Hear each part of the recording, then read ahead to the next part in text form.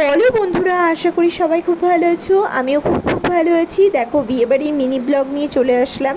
দাদার ছেলেকে দিয়েছিলাম ফটো তুলতে, দিয়েছে ভিডিও ক্লিপিং করে। এই দেখো, তোমাদের সাথে শেয়ার করে নিলাম।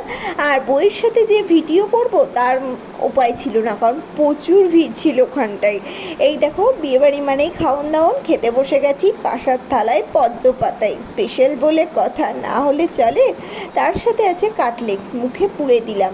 ভালোই হয়েছিল খেতে। আমি তো আবার খাওয়ান দাওয়ানে খুব সেরা, অতটা ভালো পারি না, তাও চেষ্টা করেছিলাম খাওয়ান দাওয়ান করার। যাই হোক, সবটাই অল্প অল্প করে টেস্ট করেছিলাম। এই দেখো, নান, তার সাথে চানাটা খুব সুন্দর ছিল খেতে, কিন্তু আমার কাছেও ভালো লেগেছে, একটু ঝাল ঝাল লাগছিল।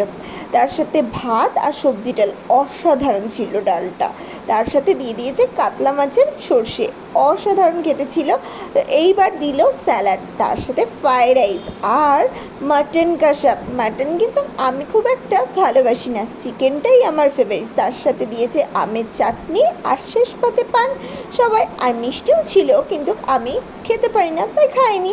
এই দেখো, বউ আমাকে ডাকছে নাচের জন্য। আমি তো নাচ করার জন্য বসেই ছিলাম, কখন আমায় ডাকবে আমি তখন খবর দিলাম। দেখো, তোমাদের সাথে সেটাও শেয়ার করে নিলাম। আমি নাচ করতে খুব ভালোবাসি। এই টাটা, আজকের মতো আবার একটা কোনো মিনি ব্লগে তোমাদের সাথে দেখা হচ্ছে। বাই, সবাই ভালো থেকো।